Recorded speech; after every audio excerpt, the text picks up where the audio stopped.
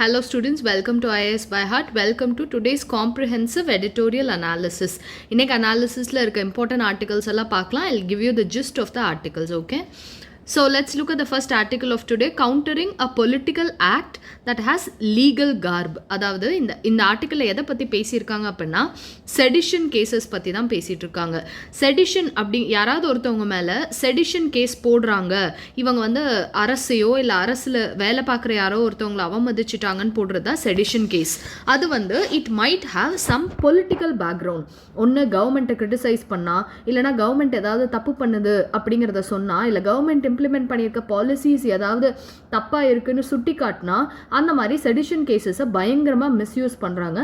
One of the most misused acts in India அப்படின்னு பார்த்தோம்னா it is sedition. அப்படி இருக்கும்போது செடிஷனுங்கிறது, இந்த செடிஷன் ஆக்டுங்கிறது it has legal basis.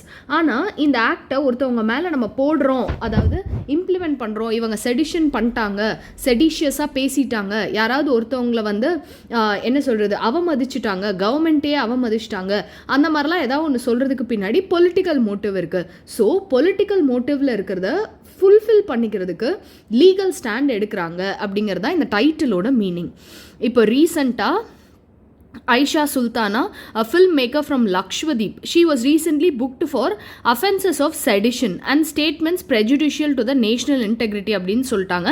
But actually she was criticizing which was the actions of the administrator of Lakshadweep. நம்மளே பார்த்தோம், he என்னதான் லக்ஷ்வதீப்பில் க்ரைம் ரேட்ஸ் ரொம்ப கம்மியாக இருந்தாலும், அங்கே வந்து மோஸ்ட் ஆஃப் த பீப்புள் முஸ்லிம்ஸாக இருந்தாலும் பீஃபை பேன் பண்ணுறதா இருக்கட்டும், இல்லை அந்த மாதிரி வேறு நிறைய moves it was criticised by many people. அப்படி இருக்கும்போது ஷீ கேவ் ஹர் ஒப்பீனியன், அவங்க வியூவில் அவங்க பார்த்த ஒப்பீனியனுக்கு if this is happening then it is problematic for லக்ஷ்வதீப்னு ஒரு ஒப்பீனியன் கொடுத்ததுக்கு she was threatened, she was slapped with sedition charges. ஓகேயா? So she alleged to have used the word bioweapon in a television discussion. இந்த bioweapon word use பண்ணதுனால people were saying that this is creating a என்ன சொல்கிறது, ஒரு மாதிரி மக்களுக்குள்ள ஒரு fear ஏற்படுத்துது. she is trying to provoke violence. ஒரு part of the people இன்னொரு பார்ட் ஆஃப் த பீப்புள் சண்டை போடுறதுக்கு தூண்டுது. அந்த மாதிரி வேரியஸ் ஃபேக் கிரவுண்ட்ஸ் வச்சுட்டு she was accused. And most of the கேசஸில் யார் மேலே இந்த செடிஷன் கேசஸ் போடப்பட்டிருக்கோ அவங்கக்கிட்ட அவங்க மன்னிப்பு கேட்டே ஆகணும், பப்ளிக் அப்பாலஜி ஒன்று வழங்கணும், அந்த மாதிரி ஃபோர்ஸ் பண்ணுறதுனால if they succeed in getting that then that will create a false sense of moral victory and legitimacy to back their position. அதாவது அவங்களுக்கு வந்து ஏதோ பெருசாக சாதித்த மாதிரி ஒரு ஃபீலிங்கை நம்மளே கொடுத்துடுறோம். Offense of sedition is under section 124 of IPC 124. Remember this, okay? In the Great Trial of 1922, even Gandhi was charged with sedition. He described the provision as perhaps the prince among the political sections of the IPC designed to suppress the liberty of the citizen. அதாவது இவர் என்ன சொல்கிறாரு அப்படின்னா, ஒரு legal இதுக்குள்ள ஒரு political face இருக்குது, political என்ன சொல்கிறது, பாலிட்டிக்ஸோ இல்லை பாலிட்டிக்கல் மோட்டிவோ இருக்கவங்க லீகல் வழியாக சாதிச்சுக்கிறதுக்கான ஒரு வழியாக தான் இந்த செடிஷன் ஆக்ட் இருக்குது அப்படிங்கிறத அவர் அப்போவே சொல்லியிருக்காரு. At this point I would like to remind you that Gandhi himself was a lawyer. Okay, once he admitted the charge of preaching disaffection towards the existing regime. He justified his act and said it is duty to do so, a sin to have affection for the system. He explained that affection cannot be manufactured and regulated. இது காந்தி மட்டும் இல்லை, இது இந்த காலத்துக்குமே பொருந்தும். ஒரு கவர்மெண்ட்டை யாராவது ஒருத்தவங்களுக்கு பிடிக்கலன்னா there will be two sides of the coin. ஒருத்தவங்களுக்கு பிடிக்கும், இன்னொருத்தவங்களுக்கு பிடிக்காமல் போகும். கவர்மெண்ட் எடுக்கிற பாலிசிஸ் எல்லாம் கரெக்டுன்னு ஒருத்தவங்களுக்கு தோணும், கரெக்ட் இல்லைன்னு இன்னொருத்தவங்களுக்கு தோணும். அதுக்கு என்ன பண்ணணும்னா, அந்த மாதிரி கிரிட்டிசிசம் இருக்க தான் கன்ஸ்ட்ரக்டிவாக சொசைட்டி பில்ட் ஆகிட்டே போகும். If somebody is constantly criticising us then will know where we are lacking, எங்கே நம்ம தப்பு பண்ணுறோம் அப்படிங்கிறது நமக்கு தெரிய வரும். So criticism is always good. If one has no affection for a person or a system or a government or even a political party or even for the prime minister ne eduthukanga, one should be free to give the fullest expression of his dissatisfaction so long as he does not contemplate, promote or incite violence. அதாவது வன்முறையை தூண்டுற மாதிரி பேசக்கூடாது, ஆனால் எனக்கு பிடிக்கலங்கிறத வெளிப்படையாக சொல்ல தானே வேணும். நம்ம ஒன்றும் சைனா கிடையாது அண்ட் அதர் அன்டெமோக்ராட்டிக் சொசைட்டிஸ் கிடையாது. India is the world's biggest democracy. அப்படி இருக்கும்போது டிசென்ட்டோ இல்லை பிடிக்கலங்கிறதையோ சொல்லி தான் ஆகணும். This statement is not only political but also legal. in Supreme Courts of Kedarnath Singh case, incitement to violence is the gist of offense of the sedition. Vinod Dua கேஸில் என்ன சொன்னாங்க அப்படின்னா, ஒரு ஜேர்னலிஸ்ட் செடிஷன் அப்படிங்கிற சார்ஜஸ்னால he cannot be booked. Because ஜேர்னலிஸ்ட்டுங்கிறவன் என்ன பண்ணணும், மக்களுக்கு என்னென்ன பாலிசிஸ் வருதோ அதை இன்ஃபார்ம் பண்ணிவிட்டு, இப்போ ஏதாவது ஒரு பாலிசி அது ஒரு 90% வெரி குட் பாலிசியாக இருந்தாலும் அந்த 10% என்னென்ன ப்ராப்ளம்ஸ் இருக்குது, என்னென்ன ட்ராபேக்ஸ் இருக்குது, அதுக்கு வந்து வேரியஸ் அதர் டெவலப்டு எக்கனாமிஸில் என்ன பண்ணிகிட்டு இருக்காங்க, இல்லை வேறு கண்ட்ரீஸில் இந்த மாதிரி நடந்திருந்தால் அதை அவங்க எப்படி இந்த ப்ராப்ளம் ஓவர் கம் பண்ணியிருக்காங்க, இந்த மாதிரியெல்லாம் கொடுக்கறது தான் ஒரு ஜேர்னலிஸ்டோட வேலை.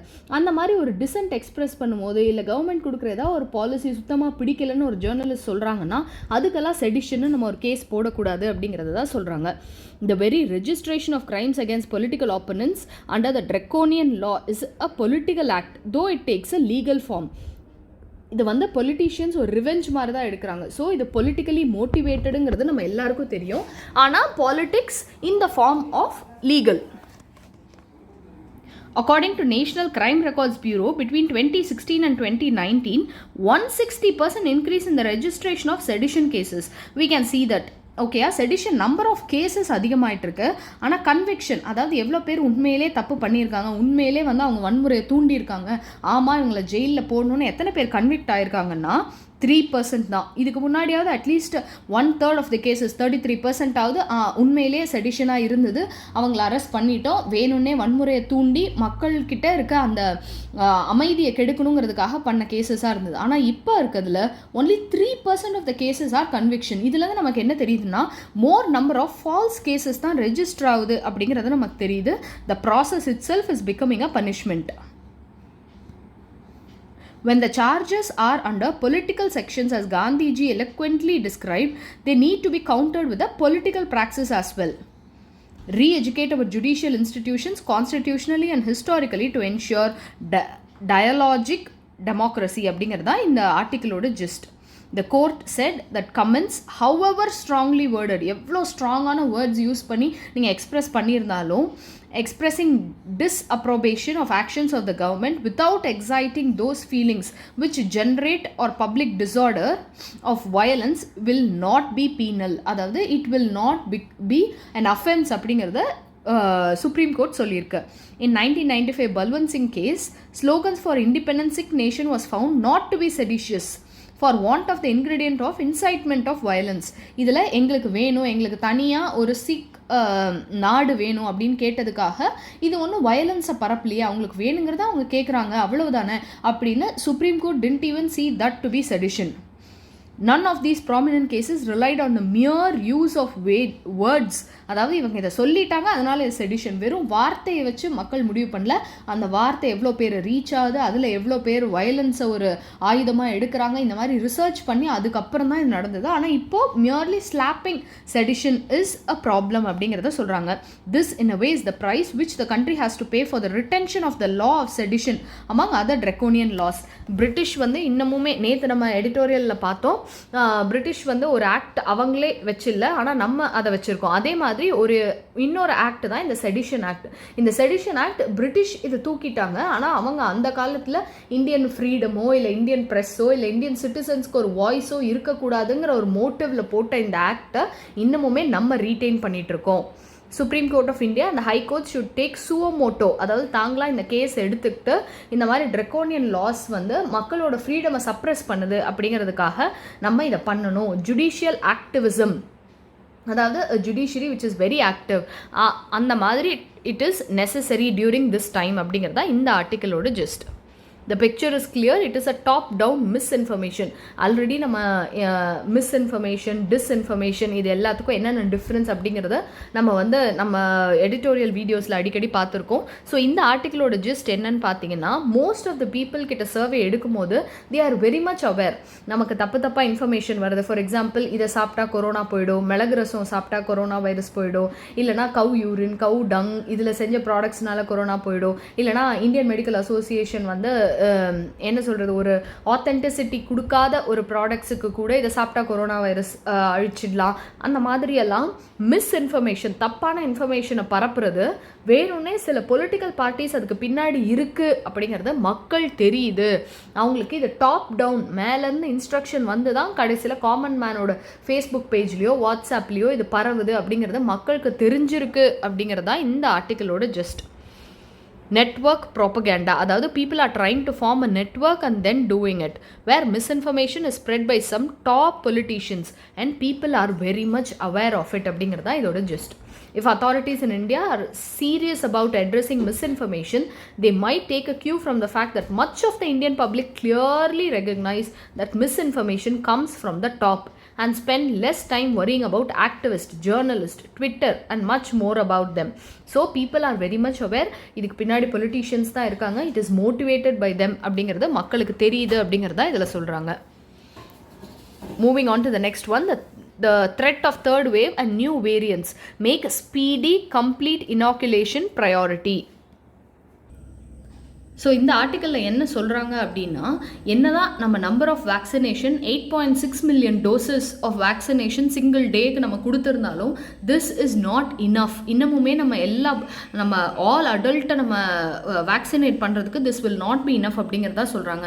த benefit of mass vaccination will be discernible in terms of reducing hospitalization mortality only after large percentages inoculated. நம்ம கிட்ட herd immunity வரணும் அப்படின்னா the number of person an infected person can infect, அதாவது இப்போ யாராவது ஒருத்தவங்க இன்ஃபெக்ட் ஆயிருக்காங்கன்னா அவங்களால எவ்வளோ பேருக்கு அந்த டிசீஸை பரப்ப முடியும் அப்படிங்கிறது குறைய தான் நம்மக்கிட்ட ஹர்ட் இம்யூனிட்டி வளரும். இப்போ ஒருத்தவங்க வந்து ஒரு 10 பேருக்கு இன்ஃபெக்ஷன் பரப்பலாம் இருக்கான் அப்படின்னா அந்த ஹர்ட் இம்யூனிட்டி ரொம்ப புவராக இருக்குன்னு அர்த்தம். இப்போ யாராவது ஒருத்தவங்களுக்கு இன்ஃபெக்ஷன் இருக்குது ஆனால் அவனுக்கு ஒரு 2-3 பேர்கிட்ட தான் அவனால் அதை ட்ரான்ஸ்ஃபர் பண்ண முடியும், மற்றவங்களாம் வேக்சின் போட்டாங்க இல்லைனா அவங்களுக்கே இம்யூனிட்டி டெவலப் ஆகிடுச்சு, அப்படி இருந்தால் ஹர்ட் இம்யூனிட்டி நம்ம அச்சீவ் பண்ணிட்டோம்னு அர்த்தம். அதுக்கு first way is vaccination. India is a global laggard with only 17% of the population covered by 1 dose and less than 4% by 2. இதுவே யூஎஸில் கம்பேர் பண்ணிட்டிங்கன்னா 53% and 64% சிங்கிள் டோஸ். இது ஏன் அப்படின்னா obviously over population is a very big problem. அவங்க வந்து 53%னா மக்கள் கம்மியாக இருக்காங்க, ஸோ டக்குன்னு வேக்சினேஷன் முடிக்கிறாங்க. இந்தியாவில் the population is very huge, so we have completed only 17%. To inoculate of all of India's adult population by the year end, இதுதான் நம்மளோட எய்மாக இருக்குது. So 25% of them have been administered at least 1 dose. To reach 944 million adult population, it requires about 8 million jabs every day. ஒரு நாளைக்கு at least 8 million பேரை நம்ம வந்து அவங்களுக்கு vaccination பண்ணால் மட்டும்தான் நம்மளால் இந்த இயர் எண்டுக்குள்ளே கண்டினியூஸாக எவ்ரிடே 8 மில்லியன் பீப்புளை நம்ம வேக்சினேட் பண்ணால் மட்டும்தான் இந்த இயர் எண்டுக்குள்ளே நம்மளால் அடல்ட்ஸ் மட்டும் வேக்சினேட் பண்ணியிருக்க முடியும். இப்போ தான் நம்ம 8.6 மில்லியன் அச்சீவ் பண்ணியிருக்கோம். டெய்லி 8 மில்லியன் பேரை நம்ம வேக்சினேட் பண்ணால் தான் இதை நம்மளால் அச்சீவ் பண்ண முடியுங்கிறதா இந்த ஆர்டிக்கிளோட gist. To substantially increase vaccination, both the number of vaccination session and doses administered must be increased. நம்ம வந்து இவ்வளோ பேரை வேக்சினேட் பண்ணணுன்றத, இப்போ காலையில் மட்டும்தான் வேக்சினேஷன் போடுறாங்க, ஆனால் ஒரு நாளைக்கு 8 lakh இந்தியா ஓவர் நம்ம வேக்சினேட் பண்ணியே ஆகணும்னா அது மட்டும் பத்தாது. காலையில் ஒரு வாட்டி, மத்தியானம் ஒரு வாட்டி, சாயந்தரம் ஒரு வாட்டி, பிகாஸ் சோஷியல் டிஸ்டன்சிங்கும் நம்ம ஃபாலோ பண்ணணும், நம்பர் ஆஃப் பீப்புளையும் அச்சீவ் பண்ணணும். அப்படிங்கும்போது the number of sessions also has to be increased. இதுக்கு முன்னாடி வேக்சினேஷனுக்கு நிறைய ரூல்ஸ் இருந்தது. கோவின் ஆப்பில் ரெஜிஸ்டர் பண்ணியிருக்கணும், அந்த மாதிரிலாம் நிறைய ரூல்ஸ் இருந்தது. Now the rules have been taken off. So this might have helped to boost our vaccination count per day. The threat of the third wave and new forms of the Delta variant may make speedy, complete inoculation a priority, and this ought to be the driving force. நம்மக்கிட்ட இப்போ இதுவே வந்து ஒரு முக்கியமான reason for us to complete this. அடுத்து over regulation risks retarding growth and job creation and e-commerce. E-commerce அப்படிங்கிறது ஒரு sunrise இண்டஸ்ட்ரினா ஒரு வளர்ந்து வர்ற industry. It has a lot of lot of probability for job கிரியேஷனாக இருக்கட்டும், டிரெக்ட் எம்ப்ளாய்மெண்ட், இன்டைரக்ட் எம்ப்ளாய்மெண்ட், அதுக்கப்புறம் வந்து இன்வெஸ்ட்மெண்ட், எஃப்டிஐ அந்த மாதிரி நிறைய improving the standard of life, அப்புறம் மக்களுக்கு சர்வீசஸ் சீக்கிரம் போய் சேர்றதுக்கு, அந்த மாதிரி காமர்ஸுக்கு நிறைய பொட்டென்ஷியல் இருக்குது. இப்போ ரீசெண்டாக what we did was the government has given too many rules. Like flash சேல்ஸ்ன்னு போடக்கூடாது, பேக் டு பேக் சேல்ஸ் போடக்கூடாது, அந்த மாதிரி நிறைய நம்ம கவர்மெண்ட் ரூல்ஸ் போட்டிருக்கு. ஸோ இந்த மாதிரி ஒரு வளர்ந்து வர்ற ஒரு இண்டஸ்ட்ரியை நம்ம நிறைய ரூல்ஸ் போட்டு ஓவர் ரெகுலேட்டும் பண்ணிடக்கூடாது. லைசன்ஸ் ராஜ் அப்படின்னா அந்த காலத்தில் சொல்லுவாங்க, இந்த டூ மச் ரெட் டேப்பிசம் தான் அப்படி சொல்லுவாங்க. ரெட் டேப்பிசம் அப்படின்னா எல்லா ரூல்ஸ் படி தான் நடக்கணும், அதுவும் நிறைய ரூல்ஸ் இருக்கும், எல்லா கண்டிஷனும் சாட்டிஸ்ஃபை ஆனால் தான் ஒரு ஃபைல் ஒரு டேபிள்லேருந்து இன்னொரு டேபிள் மூவ் ஆகுது. இதெல்லாம் ரெட் டேப்பிசம் அப்படின்னு சொல்லுவாங்க. அந்த மாதிரி ரெட் டேப்பிசம் நம்ம கொஞ்சம் கொஞ்சமாக டிஜிட்டல் எராவை வச்சு குறைச்சிட்டே இருக்கோம். ஃபார் எக்ஸாம்பிள் இப்போ ஸ்டாக் மார்க்கெட்டில் முன்னாடி எடுத்துக்கிட்டிங்கன்னா ஸ்டாக் சர்டிஃபிகேட்னு ஒன்று இருக்கணும். அந்த ஸ்டாக் சர்டிஃபிகேட் கையில் வந்தால் தான் நீங்கள் ஸ்டாக் மார்க்கெட்டுக்குள்ளே நுழைய முடியும். அந்த மாதிரிலாம் இருக்கும். இப்போ எல்லாமே டிஜிட்டலாக மாறிடுச்சு.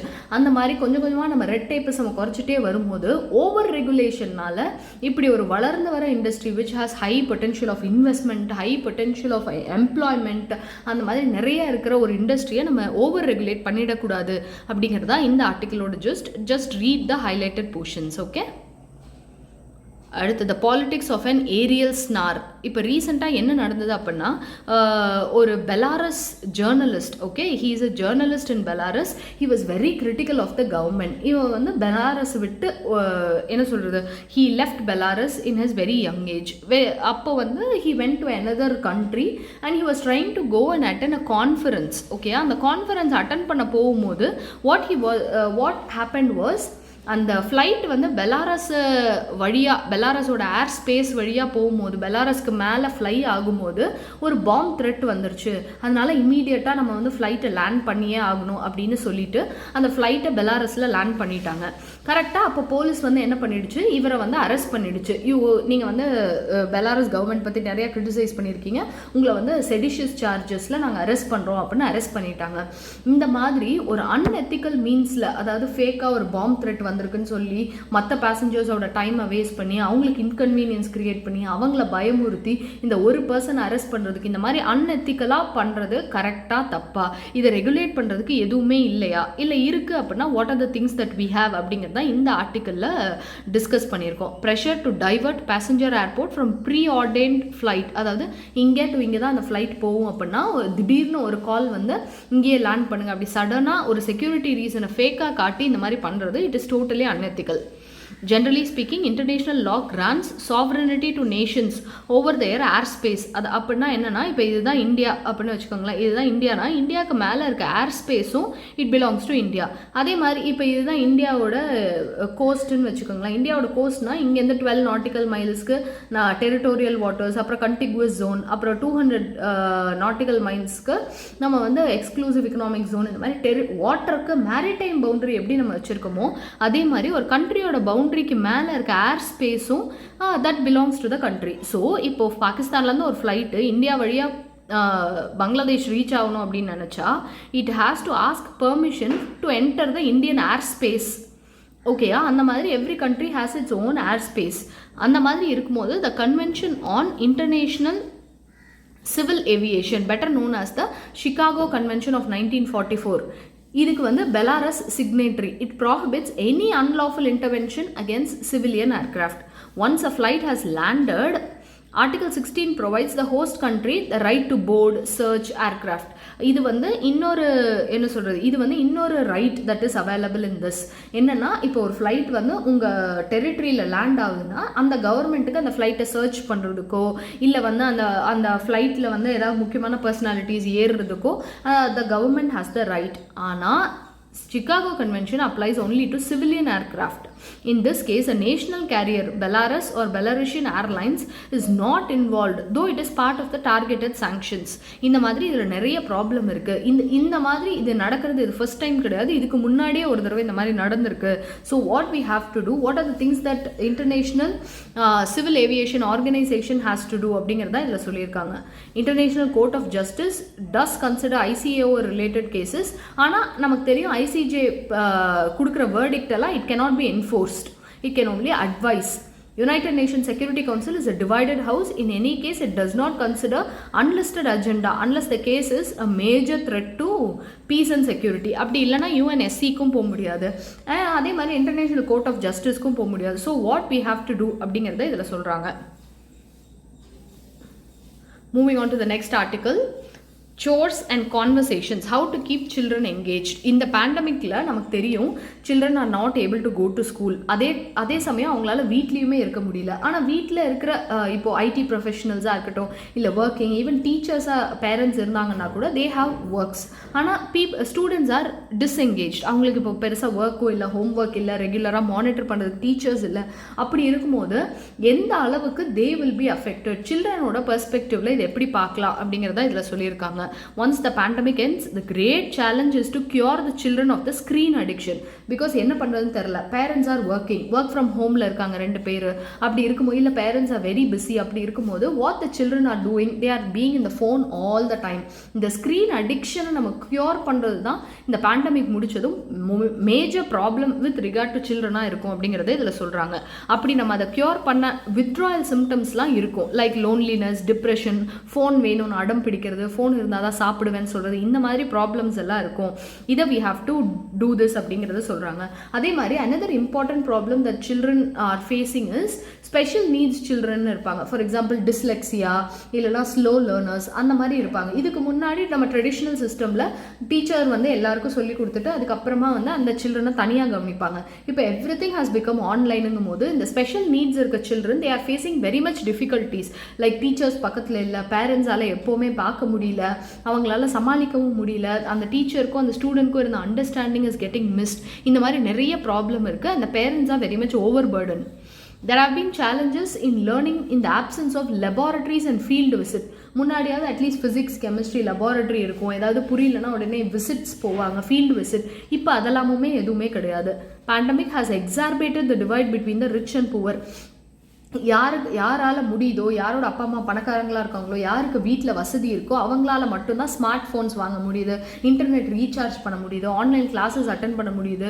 புரியல அப்படின்னா அப்பா இது எப்படிப்பா பண்ணுறதுன்னா, எஜுகேட்டட் பேரண்ட்ஸ்னால் ஜூம்னா இது தாண்டா இப்படி தாண்டா கிளாஸ் அட்டன் பண்ணணும்னு சொல்கிறாங்க. இதுவே அன்எஜுகேட்டட் பேரண்ட்ஸாக இருந்தால் அவங்களுக்குமே தெரியல, பையன் என்ன பண்ணுறான்னு அவங்களால மானிட்டர் பண்ண முடியாது, பண்ணாலும் அவங்களுக்கு புரியாது, பையனுக்கு ஏதாவது டவுட்னாலும் கேட்க முடியாது, அவன் கரெக்டாக தான் அந்த ஃபோனை யூஸ் பண்ணுறானான்னு தெரியாது. ஸோ இந்த மாதிரி நிறைய ப்ராப்ளம்ஸ் இந்த ஆன்லைன் எஜுகேஷன் ரிலேட்டடாக இந்த பேண்டமிக் டைமில் சில்ட்ரன் மட்டுமே இவ்வளோ ப்ராப்ளம்ஸ் ஃபேஸ் பண்ணியிருக்காங்க. If parents are unavailable, children will seek out others online which will be very dangerous. Pursuing hobbies, exercising, hitting outdoors, இது எல்லாமே it will keep the mind and body relaxed. But the bigger question is, are the parents overburdened?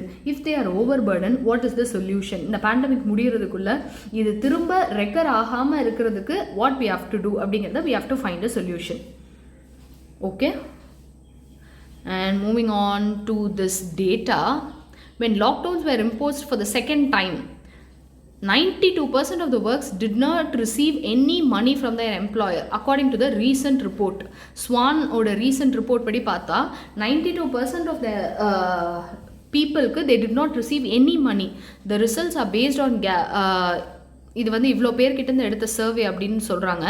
91% of the people set அவங்க local லாக்டவுன்ஸ்னால அவங்களோட work பயங்கரமாக affect ஆயிருக்கு அப்படின்றது சொல்கிறாங்க. 34% of the workers said that they had not been paid the dues for the work done before lockdown. அதாவது இப்போ இந்த மாதத்துலேருந்து லாக்டவுன் இம்ப்ளிமெண்ட் பண்ணியிருக்காங்கன்னா போன மாதத்தோட சம்பளமே இன்னும் ஒரு 34%க்கு தரல, 15% தான் அதில் பாதியாவது ரிசீவ் பண்ண அப்படின்னு சொல்கிறாங்க. மற்றபடி 91% of them lost their jobs. Majority of the workers who reached out with distress calls had less than 200 rupees with them. So இதுலேருந்து இந்தியாவோட சேவிங் கெப்பாசிட்டி எவ்வளோ, மக்களோட பர் கேபிட்டா இன்கம் எவ்வளோ, திடீர்னு ஏதாவது ஒரு அன்இன்ஃபார்ம்டு ஹர்டில் வந்துருச்சுன்னா ஹவு பீப்புள் ஆர் கோப்பிங் அப், இது எல்லாமே வி கேன் அண்டர்ஸ்டாண்ட்.